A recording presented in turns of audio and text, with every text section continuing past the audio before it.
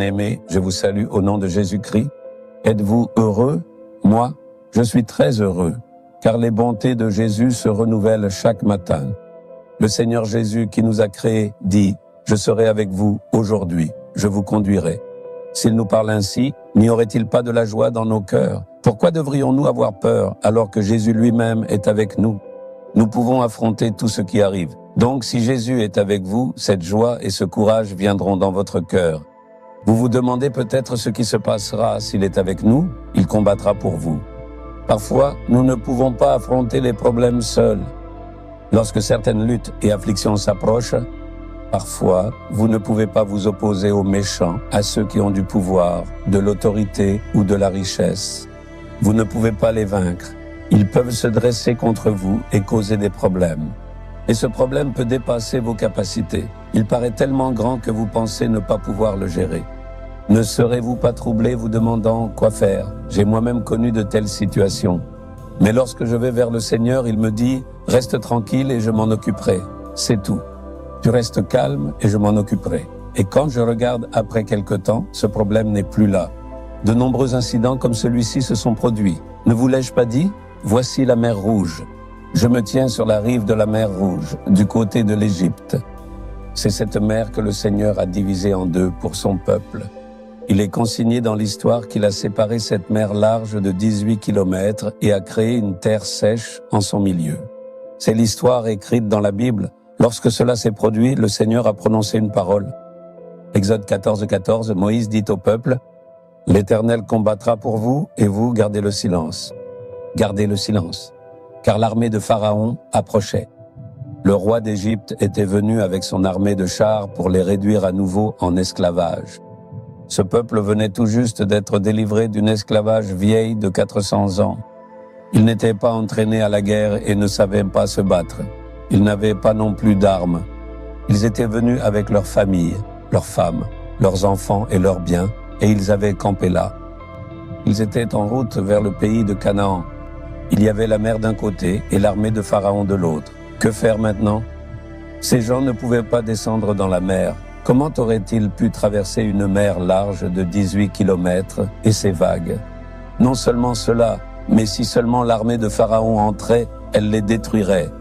Il les tuerait et réduirait les autres en esclavage. C'était donc un problème qui les dépassait complètement. C'était une épreuve qu'ils étaient totalement incapables de surmonter.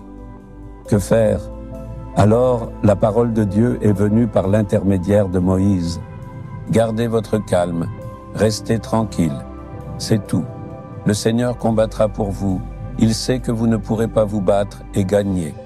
Ainsi, le Seigneur lui-même combattra. Parfois, il nous demandera de combattre et nous donnera la victoire. Mais à d'autres moments, si nous ne sommes pas capables, il dira « Ne fais rien, mais reste tranquille. Je combattrai pour toi. Le Seigneur lui-même combattra. » Ces deux choses sont écrites dans la Bible. Donc, si tu n'es plus capable de supporter ou de gérer la situation, remets-la entre ses mains en disant « Je ne peux pas le faire, Seigneur. S'il te plaît, prends-en soin. » Le Seigneur va accomplir un miracle dans ton problème, ton besoin, ta détresse et dans toutes tes affaires. Comment? Il va combattre. Que se passerait-il si le Seigneur lui-même combattait? Penses-tu que quelqu'un puisse le vaincre? Il est le Dieu Tout-Puissant qui a créé le ciel et la terre. Il n'y a rien qu'il ne puisse faire. Il est le Dieu qui règne sur tout. Il est le Dieu qui renverse les rois et qui élève les rois. Qui peut le vaincre? S'il part au combat, c'est terminé. L'armée du diable tremblera. Toutes les circonstances changeront. Quand le Seigneur descend au combat, comment lutte-t-il? Il divisera la mer et enverra le peuple disant « Marchez simplement à travers et allez de l'autre côté. Je m'en occuperai. » L'armée de Pharaon qui poursuivait derrière est entrée dans la mer. Ils ont vu que l'eau se dressait comme un mur des deux côtés, atteignant une hauteur de 30 mètres. Il y avait une terre sèche au milieu. Alors, tous les soldats sont entrés dans la mer. Le Seigneur a commencé à combattre. Quand il a commencé à combattre, la peur les a saisis. Il a enlevé les roues de leurs chars, de sorte qu'il les conduisait avec difficulté. Ils se sont mis à trembler. Dès que le peuple de Dieu a atteint l'autre rive, il a fait revenir les eaux. Toute leur armée a été détruite en un seul jour. Dieu a détruit toute l'armée égyptienne de Pharaon dans la mer le même jour. Alors qu'ils s'affrontèrent les uns les autres, leur sang a coulé ici. Ainsi, il y a un dicton selon lequel le nom de la mer Rouge a été donné après cet événement. Le Seigneur a noyé l'ennemi dans la mer. Ils n'ont jamais combattu ni vu les ennemis. C'est ce que fait le Seigneur. Restez immobiles, ils disparaîtront. Restez immobiles, vos problèmes deviendront insignifiants. Restez immobiles, le diable sera vaincu et s'enfuira. Vous devez être fort dans votre foi. Savez-vous que rester immobile est la chose la plus difficile? Le Seigneur dit, reste immobile et je combattrai pour toi. C'est très difficile. Vous ne pourrez rester immobile que si vous êtes ferme dans votre foi. S'il dit, va et combat et je te donnerai la victoire, nous prendrons immédiatement l'épée et irons combattre en disant, viens, combattons et le Seigneur me donnera la victoire. Mais s'il vous demande de rester tranquille, cela devient très difficile. Un si grand combat fait rage. Pourquoi restes-tu simplement assis? Avez-vous déjà entendu des gens parler ainsi? Il faut une grande foi pour rester immobile. Alors, vous pouvez voir le Seigneur agir. Mais le problème, c'est de rester immobile. Nous voudrons toujours faire quelque chose. Parfois, nous essayons même d'aider Dieu lui-même. Le Seigneur a fait une promesse. Je veux l'aider à l'accomplir. Nous parlons ainsi, comme si nous aidions le Seigneur à combattre. Alors, le Seigneur se met de côté. J'ai agi sottement de cette façon dans les premiers temps. Oh, le Seigneur a promis.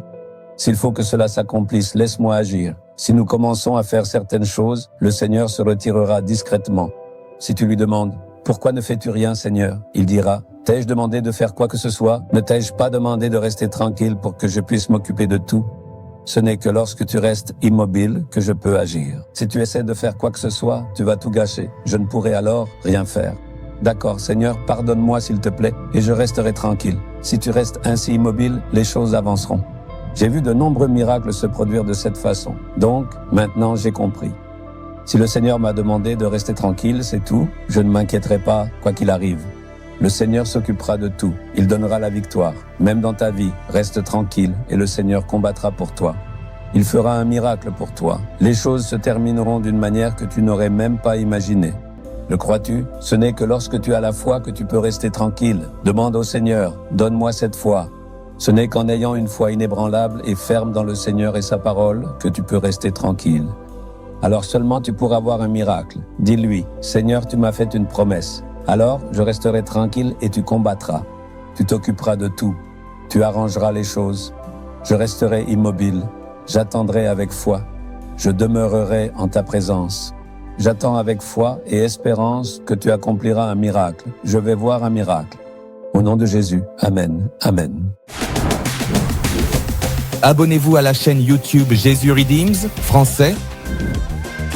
Cliquez sur le bouton s'abonner et cliquez également sur l'icône cloche pour recevoir des mises à jour sur nos nouveaux programmes quotidiens.